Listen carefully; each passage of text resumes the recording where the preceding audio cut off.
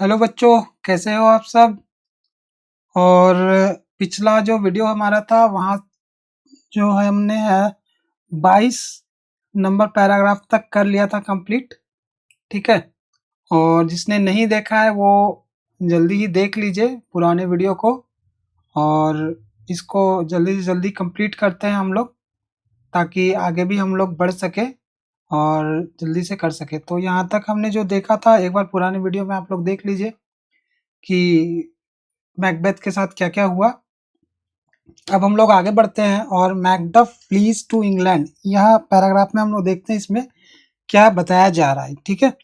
पुराना वीडियो अगर नहीं देखा है तो पुराना वीडियो जल्दी से देख के कंप्लीट कर लीजिए, ताकि पूरी स्टोरी आपको समझ में आ जाए इस शेक्सपियर के बहुत ही अच्छे लिखे हुए मैकबेथ जो है रचना की। और आपको अगर व्हाट्सएप पे ये चाहिए पीडीएफ वगैरह, तो आप लोग हमारे व्हाट्सएप ग्रुप को ज्वाइन कर सकते हैं, वहाँ आपको पीडीएफ भी मिल जाएगी। तो आपके लिए थोड़ा-सा बाद में पढ़ना भी आसान हो जाएगा, बार-बार रिवाइज़ करना जो है आपके लिए आसान हो जाएगा, ठीक है? और वीडियो पूरा देखिए और सब्सक्राइब भी कीजिए और चैनल को, और ये जो वीडियो है उसको शेयर कीजिए, क्योंकि बहुत सारे लोग नहीं पढ़ पाते अच्छे से। देखिए मैंने कितनी सुविधा के लिए आप लोगों की बहुत सारे वर्ड मीनिंग लिख दिए हैं हिंदी में, ठीक है? ताकि आप लोगों को कोई दिक्कत ना हो, अगर आप लोग स्क्रीनशॉट लेके भी पढ़ सकते हैं, वीडियो रोक के भी पढ़ सकते हैं। तो पढ़िए, उसके बाद देखिए जो आपने मीनिंग निकाला है वो सही है कि नहीं है, ठीक है? तो आपको क्या होगा, एक कहानी भी याद हो जाएगी, रिवाइज़ भी हो जाएगा। इसके बाद हम लोग को क्वेश्चन आंसर भी करना है, तो जल्दी से जल्दी आप लोग इस चैप्टर को कंप्लीट कीजिए, तब जाके क्वेश्चन आंसर भी आप लोग कर पाएँगे। नहीं तो क्वेश्चन आंसर भी आप लोगों का रह जाएगा। तो बिना देरी करते हुए हम लोग अभी स्टार्ट करेंगे इस वीडियो को और चलते हैं पैराग्राफ में। The first news that Macbeth got soon after coming out of the witch's cave was that Macduff, the Thane of Fife, had fled to England to join the army which was formed against him under the leadership of Malcolm to displace Macbeth and set Malcolm, the right heir, upon the throne of Scotland. अब यहाँ पे क्या हो रहा है, ये जो हम लोगों ने देखा कि ये सारा कुछ मैकबेथ ने जान लिया, ठीक है? वहाँ जो क्या थे उसके जो निकले थे ये बोलने वाले, ठीक है? कहाँ गया वो? ये देखिए मैं आपको दिखाता हूँ। थर्ड apparition तक हमने देखा था कि ये जो है ऐसा-ऐसा होगा, षड्यंत्र रचा जाएगा, ठीक है? तो उसके बाद हम लोग यहाँ पे पहुँच रहे हैं। अब क्या हो रहा है, मैकडफ जो है इंग्लैंड तो भाग गया था। अब देखते हैं ये वाला जो पैराग्राफ है क्या कहता है। चुड़ैलों की जो गुफा थी उससे वो बाहर निकला मैकबेथ, ठीक है? तो जैसे ही बाहर निकला, मैकबेथ को सबसे पहली खबर यह मिली कि फाइव का जो सामंत था मैकडफ, वो इंग्लैंड भाग गया। फ्लेड मतलब भागना, इंग्लैंड, ठीक है? इंग्लैंड वो भाग गया। वह मैल्कम के नेतृत्व में उसके विरुद्ध बनाई गई सेना में शामिल हो गया था, ठीक है? और उसने जो फाइव से वो जो भागा, इंग्लैंड पहुंच गया और ज्वाइन किया आर्मी को which was formed against him, जो कि उसके विरुद्ध में तैयार की गई थी अंडर द लीडरशिप, नेतृत्व में, किसके नेतृत्व में? Under the leadership of Malcolm to displace Macbeth, Macbeth को हटाने के लिए, एंड सेट मैल्कम, और मैल्कम को बैठाने के लिए, द राइट एयर, जो उत्तराधिकारी था सही, ठीक है? मतलब सच्चा उत्तराधिकारी उसी वही था Malcolm, upon the throne of Scotland, Scotland के मुकुट को पहनाने के लिए, या फिर स्कॉटलैंड के नेतृत्व के लिए, या फिर हम लोग बोल सकते हैं स्कॉटलैंड का राजा बनाने के लिए वो भाग गया, ठीक है? कौन भाग गया? मैकडफ, ठीक है? तो हम लोग एक बार सारांश देख लेते हैं। वह मैल्कम के नेतृत्व में उसके विरुद्ध बनाई गई सेना में शामिल होने चला गया। इस सेना का उद्देश्य क्या था? कि मैकबेथ को हटाना है और सही उत्तराधिकारी मैल्कम को स्कॉटलैंड के सिंहासन पे बिठाना है, ठीक है? उसके बाद देखिए स्टंग विथ रेज, मतलब क्रोध से एकदम उत्तेजित, लाल पीला, Macbeth set upon the castle of Macbeth, ठीक है, ये मैकडफ। अब क्या हुआ, वो तो देखा कि ऐसा ऐसा मतलब सिचुएशन आ चुका है, ऐसी ऐसी घटनाएं हो चुकी है कि मैल्कम जो है अब ये करेगा, मैकबेथ को हटाएगा। तो उसने क्या किया, वो क्रोध में आकर मैकडफ का जो कैसल था, यानी कि कैसल मीन्स क्या होता है, महल बोलते हैं हम लोग, ठीक है, महल बोल सकते हैं, किला बोल सकते हैं, उस पर हमला कर दिया। Macduff Macduff's wife and children, whom the Thane had left behind in Scotland, were brutally slaughtered. अब क्या हुआ, मैकडफ का जो मतलब परिवार था, उसमें उसकी वाइफ भी थी और बच्चे भी थे, जो स्कॉटलैंड में थे, ठीक है, whom the Thane had left behind in Scotland, जिसको मैकडफ ने स्कॉटलैंड में छोड़ दिया था, उन लोगों को निर्दयता पूर्वक मार दिया गया, ठीक है। These merciless activities had gradually alienated the nobility from Macbeth. अब ये क्या हुआ, ये जो घटना हुई, उसके जो परिवार को मार दिया गया मैकबेथ के द्वारा, इसमें क्या हो रहा है, क्रोध से भरकर मैकबेथ ने मैकडफ के सारे किले पे हमला कर दिया, उसके पत्नी और बच्चों को मार डाला किसी तरह निर्दयता पूर्वक। इन निर्दयी कार्यों के कारण धीरे धीरे स्कॉटलैंड के कुलीन लोग मैकबेथ से दूर होने लगे। और ये जो घटना हुई कि मतलब मैकबेथ ने जो काम किया उसके परिवार को मार कर, उससे क्या हुआ, जो उसके चाहने वाले भी थे, नोबिलिटी जो थे, मतलब अच्छे अच्छे लोग भी जो थे, वो मैकबेथ से दूर होने लगे। Many fled to join Malcolm. अब मैकबेथ को देख के बहुत सारे लोग क्या किए, बहुत सारे उनमें से मैल्कम को ज्वाइन कर लिए और मैकडफ को, who were now approaching with a powerful army which had been raised in England. अब ये लोग क्या करने लगे, बहुत सारे लोग मैल्कम और मैकडफ को ज्वाइन करने लगे और आगे बढ़ने लगे विथ ए पावरफुल आर्मी, एक बहुत ही पावरफुल शक्तिशाली आर्मी के साथ, विच हैड बीन रेज्ड, जो तैयार की गई थी इंग्लैंड में, and the rest secretly wished success to their arms, though for fear of Macbeth they could not take active part. अब इसमें क्या हो रहा था कि एक तो डायरेक्टली कुछ जो आर्मी थे, कुछ लोग जो थे, वो तो डायरेक्टली इसके अगेंस्ट में हो गए, और जो इसके अगेंस्ट में नहीं हो पाए डर के कारण, वो धीरे धीरे उसको दूसरी तरीके से अगेंस्ट में होने लगे वे लोग, ठीक है।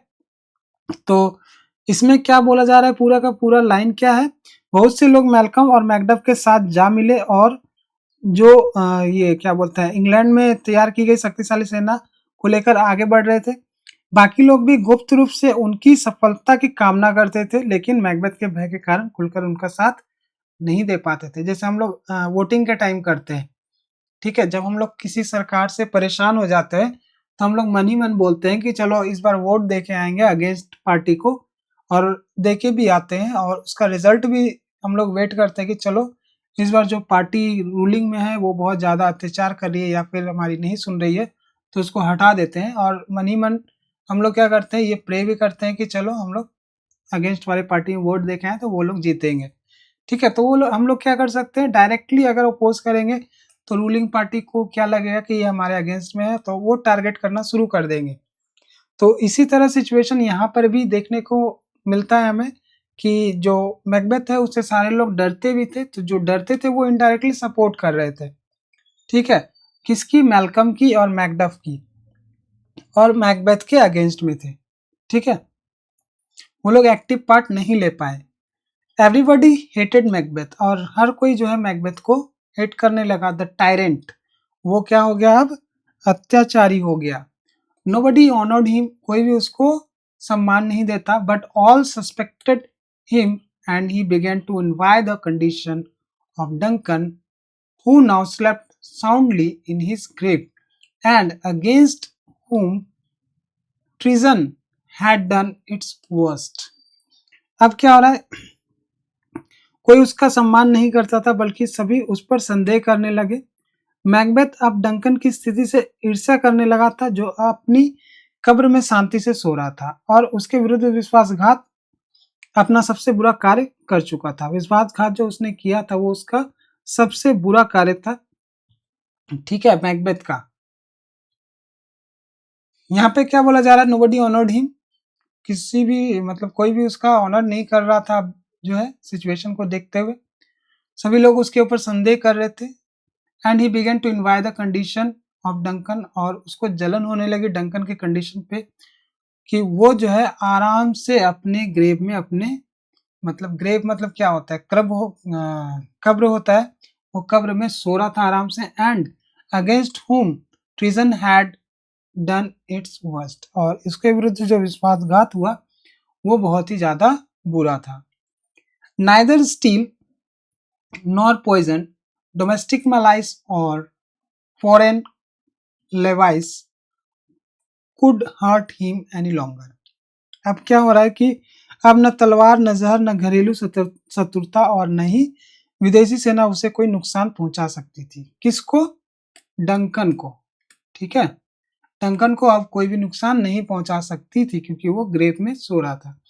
अब नुकसान पहुंचाने के लिए कौन बचा? मैकबेथ।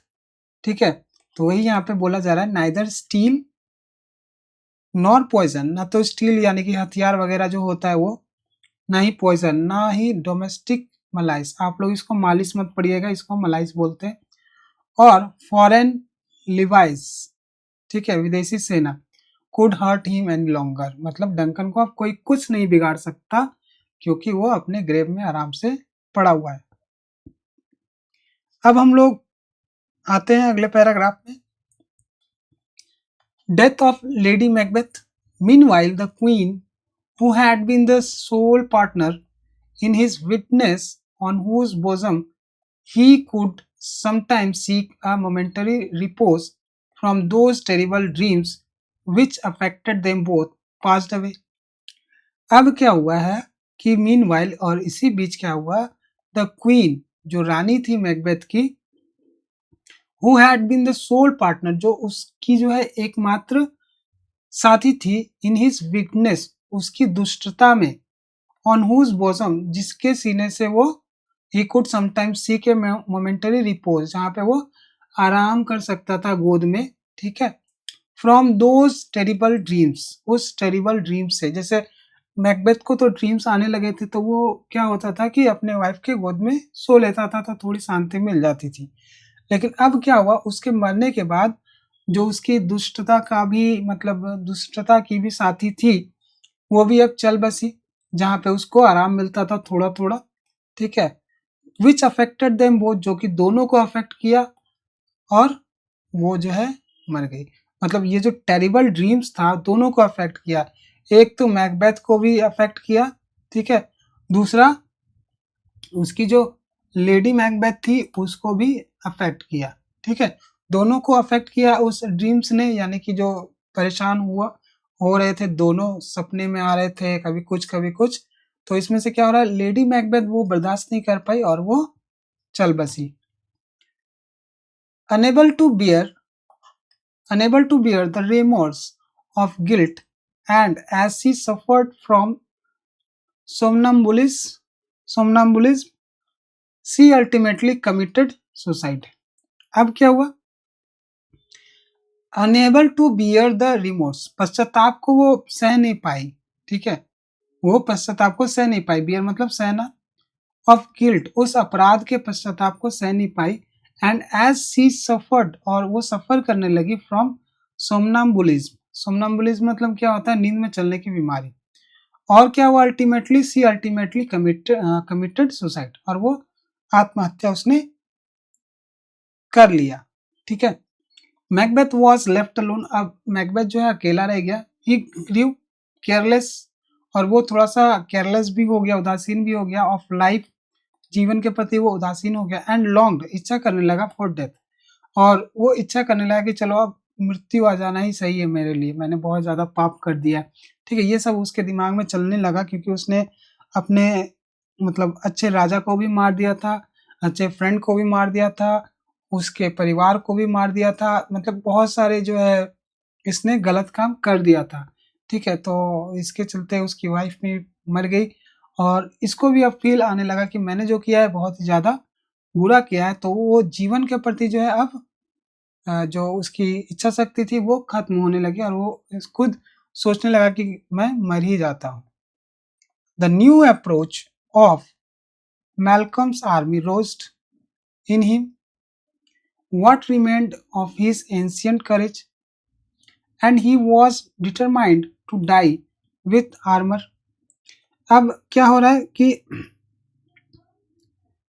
उसका जीवन तो उदासीन हो ही गया था और वो मृत्यु की इच्छा रखने लगा था। मैल्कम की सेना उसी समय क्या हुई, मैल्कम की सेना आने से क्या हुआ, उसके भीतर बचा हुआ पुराना साहस फिर जाग उठा और उसने कवच पहनकर लड़ते हुए मरने का निश्चय किया। वो सोचा कि अब मरने की इच्छा तो वो पहले से कर चुका था, लेकिन जब ये लोग अपना आर्मी लेके मतलब चल दिए आगे, मैल्कम की आर्मी, ठीक है, चल दिए आगे, तो उसने सोचा कि चलो अब ये मौका अच्छा है, अब मैं लड़ूंगा और साहस के साथ लड़ूंगा और भले ही मैं मृत्यु को चला जाऊं, लेकिन मैं लड़ते हुए जाऊंगा। To die with armour. The hollow promises, वो जो खोखले वादे थे, ऑफ थ्री विचेस के, had also filled in him a kind false confidence. और ये जो फॉल्स वादे थे विचेस के कि वादा किया था ना कि उसको कोई मार नहीं सकता, वो भी उसके अंदर जो है कॉन्फिडेंस दिया, कॉन्फिडेंस भरा, झूठा आत्मविश्वास उसके अंदर भरा। एंड रिमेम्बर्ड द प्रोफेसीज, और याद दिलाया प्रोफेसीज को, भविष्यवाणियों को, of the spirit that no one born of a woman's वॉर्म कुड किल हिम, कि वुमेन्स के वॉर्म से जन्मे कोई भी, मतलब कोई भी जन्मा व्यक्ति उसको मार नहीं सकता। वो जो बात थी उसके अंदर एक आत्मविश्वास जगा दिया कि चलो लड़ेंगे भी तो मुझे मारना इन लोगों के लिए संभव नहीं होगा, ठीक है, उसके अंदर ये बात आ गई।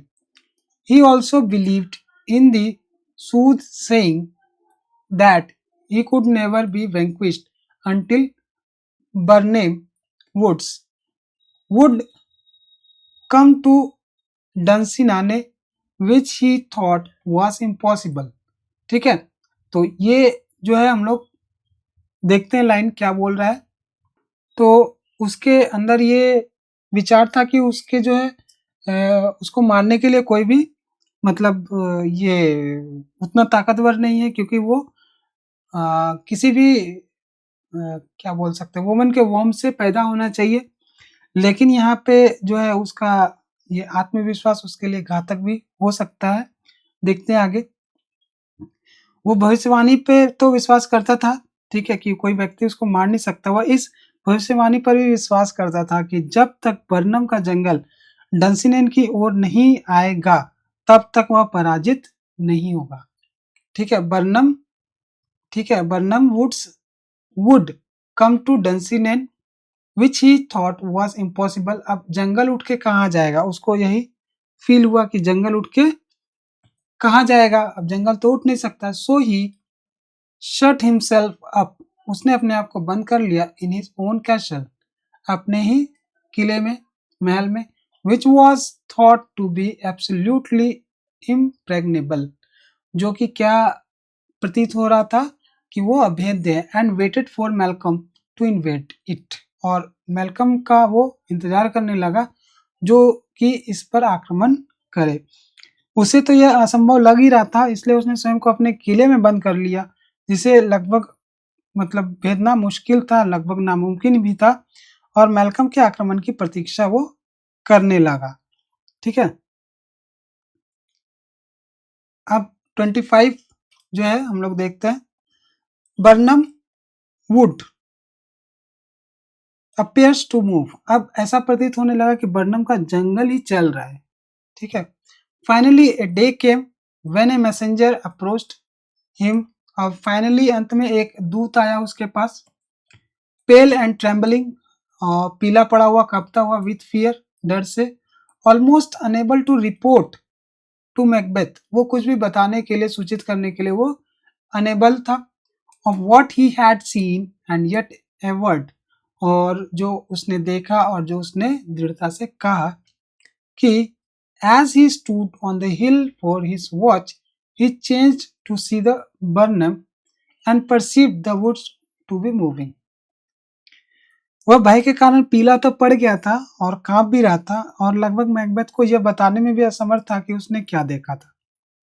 फिर भी उसने दृढ़तापूर्वक थोड़ा-सा मतलब ये ढाँढस बाँधते हुए कहा कि जब वह पहाड़ी पर पहरा दे रहा था तब उसने बर्नम के जंगल को चलते हुए देखा।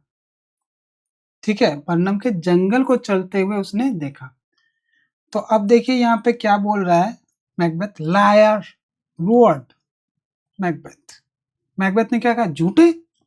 If you speak false, you will be hanged alive upon the next tree till famine ends your life. मतलब कि क्या बोल रहा है वो?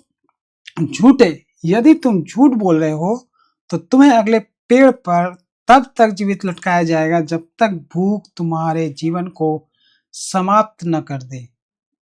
ठीक है? तो ये उसने कहा उस दूत को। अब अगले पैराग्राफ में क्या होता है? Macbeth loses hopes. By now Macbeth had begun to doubt. अब से वो मैकबेथ जो है संदेह करने लगा। द इक्विवोकल सेइंग मतलब अस्पष्ट सेइंग बातों पर ऑफ थ्री स्पिरिट की जो थ्री स्पिरिट का जो बात था पहला दूसरा तीसरा उसमें से वो संदेह करने लगा। He never feared of being vanquished till Birnam woods would advance towards Dunsinane. और वो क्या सोच रहा था कि उसे तब तक अपनी हार का भय नहीं था जब तक बर्नम का जंगल डंसिनेन की ओर आगे ना बढ़े। And now the woods did move. लेकिन क्या हुआ? ठीक है, अब वास्तव में जंगल बढ़ता हुआ दिखाई देने लगा। However, said मैकबेथ, ठीक है जो भी हो, ठीक है, इफ दिस विच ही वाउचेस दृढ़ता से जो कहता है बी ट्रू, अगर ये जो बोल रहा है दृढ़ता से अगर वो सही रहा, let us take up arms, चलो फिर हथियार उठाते हैं एंड मूव आउट, और चलते हैं बाहर। ठीक है, मैकबेथ ने कहा यदि यह बात सच है तो जो दूत कह रहा है तो हमें हथियार उठाकर बाहर निकलना चाहिए। ठीक है, there is no fleeing from hence nor staying in here. अब कोई रास्ता नहीं यहाँ से भागने का या फिर रुकने का। I begin to weary of the sun and wish my life is to an end. अब उसने क्या कहा? यहाँ से भागने का कोई रास्ता नहीं तो हम लोग को चलना चाहिए। ठीक है, अब मैं सूर्य से भी थकने लगा हूँ और चाहता हूँ कि मेरा जीवन समाप्त हो जाए। ठीक है, saying this he salaried forth upon the besieger who had now reached the castle. Saying these, he sallied forth upon the besiegers who had now reached the castle. अब क्या हो गया? यह कहकर वो बाहर निकल पड़ा और उन शत्रु सैनिकों का सामना करने लगा जो अब उसके किले तक पहुंच चुके थे। ठीक है, जो उसके कैसल तक पहुंच चुके थे उसका सामना करने लगा। उसके बाद आते हैं हम लोग 27th पैराग्राफ पे। कहाँ गया? 27 the strange sight of the moving woods was easily solve. जो दृश्य था मूविंग वुड्स का वो इजिली सॉल्व मतलब समझ में आने लगा। चलते हुए जंगल का विचित्र दृश्य आसानी से समझाया जा सकता था। When the besieging घेराबंदी करने वाली army advanced towards the castle through the woods of Burnham, Malcolm like an astute मतलब चतुर general instructed all his soldiers to hew down a bow and bear it before him so that he would conceal the actual number of invaders to Macbeth। अब क्या हुआ कि जब शत्रु सेना Barnum के जंगल के रास्ते किले की ओर आगे बढ़ी तब जो चतुर सेनापति मैल्कम था उसने क्या किया, अपने सभी सैनिकों को आदेश दिया कि वे पेड़ों की एक एक शाखा काटकर अपने सामने रखे। इसका उद्देश्य यह था कि मैकबेथ से सैनिकों की वास्तविक संख्या जो है छिपाई जा सके, यानी कि मैकबेथ को ये पता ही नहीं चला कि एक्चुअल में कितने लोग यहाँ पे हमारे यहाँ हमला करने आए हैं। This marching of soldiers with bows in their hands had appeared from a distance like moving woods, and the messenger was evidently frightened. अब क्या हुआ, दिस मार्चिंग, ये जो आगे बढ़ना है सोल्जर का, विद बाउस, उन झाड़ियों और टहनियों को लेकर, इन देयर हैंड्स, अपने हाथों में, हैड अपियर्ड, वो मतलब प्रतीत होने लगा, फ्रॉम ए डिस्टेंस, डिस्टेंस से, कि जंगल चल रहे, मतलब हाथ में जो वो लोग अपने झाड़ी वाड़ी लेके जो चल रहे थे, इससे ऐसा लग रहा था कि जंगल ही चल रहा है। And the messenger was evidently frightened, और इससे जो है वो मैसेंजर जो है एविडेंटली जो है स्पष्ट रूप से डर गया कि जंगल कहाँ से चलने लगा। Thus the words of the spirit brought to pass in a sense different from that in which Macbeth understood, and so he lost his confidence. अब क्या हुआ कि शाखाएं जो लेकर वो सैनिक दूर से दिखाई दे रहे थे, मानो कि पूरा जंगल ही चल रहा है, इसलिए दूर डर गया था। इस प्रकार आत्माओं की भविष्यवाणी एक अलग अर्थ में सच हो गई, ऐसे अर्थ में नहीं जैसा मैकबेथ ने समझा था। मैकबेथ ने सोचा था कि पूरा का पूरा जंगल उठ के आएगा, लेकिन नहीं, जंगल की टहनियां जो है उठ के आने लगी मैकबेथ के पास, ऐसे अर्थ में नहीं कि जैसा मैकबेथ समझ रहा था। और इसका परिणाम ये हुआ कि मैकबेथ का भी जो आत्मविश्वास था वो टूट गया। अब मैकबेथ फाइट्स मैकडफ। अब क्या होता है कि मैकबेथ जो है मैकडफ से युद्ध करता है। A fierce skirmish took place in which Macbeth slaughtered all those who challenged him until he faced Macduff, and remembering the caution of the spirit who had counseled him to stay away from the Thane of Fife, he would have turned back, but Macduff, who had been seeking him through the whole fight, opposed his turning, and a fierce contest ensued. ठीक है, तो यहाँ हम लोग one by one देखते हैं क्या बोला जा रहा है। ए फियर्सी स्कर्मिश, स्कर्मिश मतलब मुठभेड़ बोलते हैं हम लोग इसको, टेक प्लेस या फिर टुक प्लेस, एक मुठभेड़ हुआ भयंकर, in which Macduff slaughtered all those challenged him, जिसमें जो है मैकबेथ ने सबको मार डाला, जिसे मतलब जो उसको चुनौती दिया, सबको वो मतलब जान से मारता चला गया। until he faced Macduff and remembering the caution of the spirit, जब तक कि उसने मैकडफ को फेस नहीं किया हुआ था। ठीक है, अब क्या हुआ, caution of the spirit who had counselled, जो मैकडफ, और वो रिमेंबर करने लगा the caution of the spirit who had counselled him to stay away from the thane of Fife, जिसने वो 5 के थेन से बचने को कहा था। ठीक है, वो याद करने लगा कि मुझे जो है उससे बचना है। He would have turned back, but Macduff, who had been seeking him, वो क्या हुआ कि आत्मा की उस चेतावनी को याद करके, जिसमें उसे 5 के समन से दूर रहने की सलाह दी गई थी, वह पीछे हटना चाहता था, लेकिन मैकडफ जो पूरे युद्ध के दौरान उसे खोज रहा था, उसने क्या किया, उसे पीछे हटने से रोक दिया। ठीक है, उसने उसको पीछे हटने से रोक दिया। एंड ए फियर्सी कॉन्टेस्ट इंस्यूड, और एक भयानक जो युद्ध होता है, मुकाबला होता है, वो स्टार्ट हो गया। मैकडफ रिप्रोच्ड हिम, मैकडफ उसको फटकार रहा था, एंड कॉल्ड हिम टायरेंट, और अत्याचारी कह के उसको बोल रहा था, मर्डरर बोल रहा था उसको, हेल हाउंड बोल रहा था, नरक का कुत्ता बोल रहा था, एंड ए विलन, और दुष्ट व्यक्ति बोला था, for brutally slaughtering his wife and his innocent children.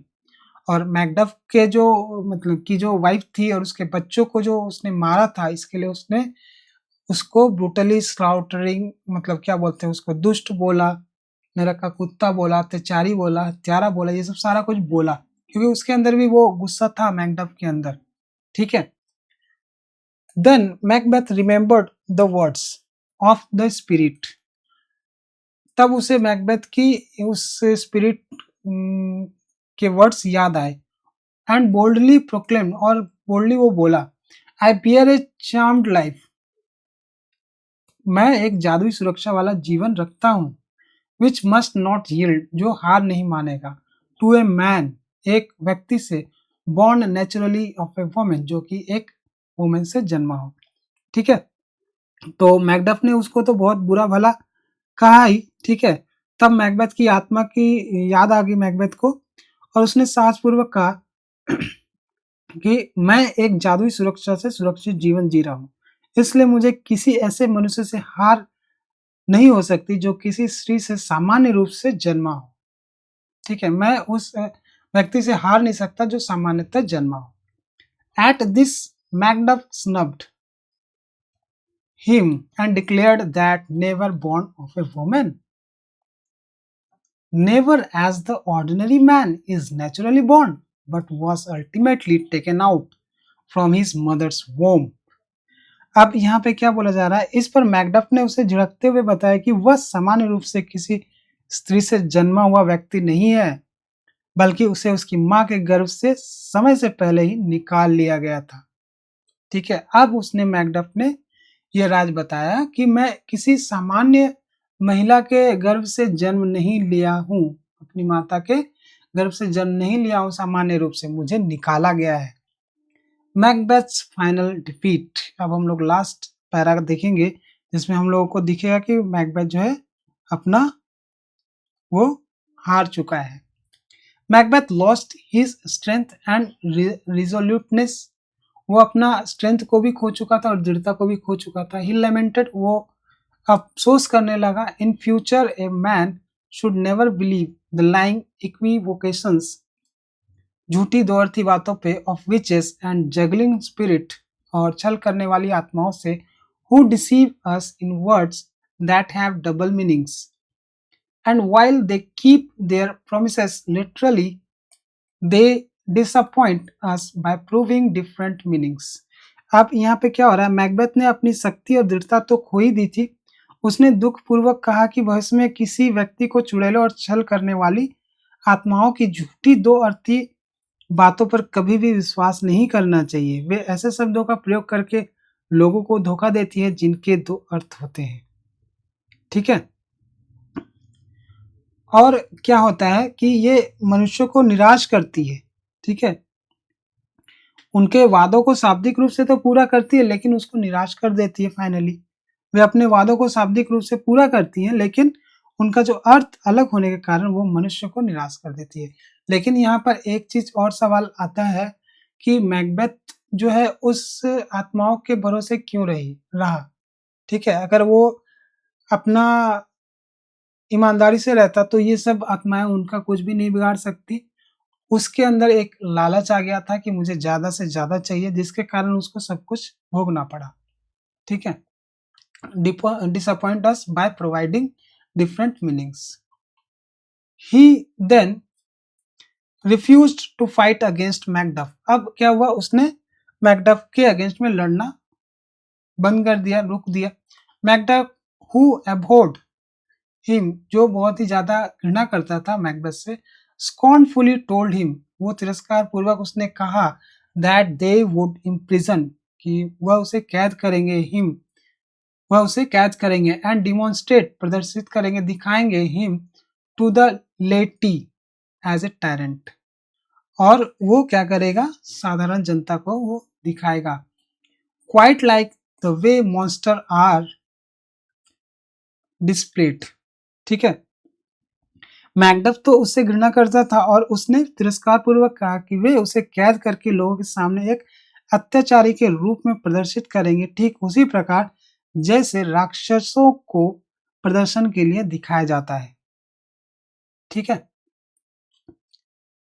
अब आगे क्या होता है, नेवर सेट मैकबेथ, मैकबेथ बोलता है नहीं, I will not leave to kiss the ground, मैं जमीन पे झुकना नहीं चाहता, यानी कि मैं झुकना नहीं चाहता, before young Malcolm's feet, young Malcolm के फीट पे मैं झुकना नहीं चाहता।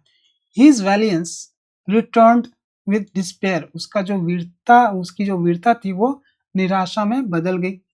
And he through upon Macduff, who after a vicious struggle overpowered him and severed his head and presented it to the young and lawful new king. अब क्या होता है कि वो तो बोल दिया कि अभी मैं सारे लोगों को दिखाऊंगा कि राक्षस कैसा होता है, लेकिन मैकबेथ ने कहा कभी नहीं, मैं युवा मैल्कम के पैरों के सामने झुककर जीवित नहीं रहूंगा। निराशा के साथ उसकी वीरता फिर लौट आई और वह मैकडफ पर झपटा। एक भयंकर संघर्ष के बाद मैकडफ ने उसे पराजित कर दिया। ठीक है, वो जैसे ही वो ये हुआ, क्या बोलते हैं, झपटा मतलब लड़ने के लिए, तो क्या हुआ कि मैकडफ ने उसे पराजित कर दिया, उसका सिर काट दिया और उसे युवा और वैध राजा मैल्कम के सामने प्रस्तुत किया। ठीक है, मैल्कम देन असेंडेड, मैल्कम जो है अब सिंहासन पे बैठा, ascended the throne amid acclamations of the noblemen and the people of Scotland। अब क्या हुआ कि इसके बाद मैल्कम स्कॉटलैंड के सिंहासन पे बैठा और जो क्या बोलते हैं और जितने भी लोग थे वहां पे कुलीन और स्कॉटलैंड की जनता ने जय जयकार के साथ उसका स्वागत किया। यहाँ पे लगता है कुछ लाइनें छूटी हुई, इसमें क्या होता है कि लास्ट में, हाँ देखिए ये वाला तो है ही, जय जयकार करने लगे कि चलो अब जो है हमारा नया किंग आ गया। इस प्रकार अत्याचारी मैकबेथ का अंत हुआ और मैल्कम स्कॉटलैंड का नया और जो लीगल एयर होता है वो बन गया। ठीक है, तो यहाँ पर जो है कहानी खत्म होती है।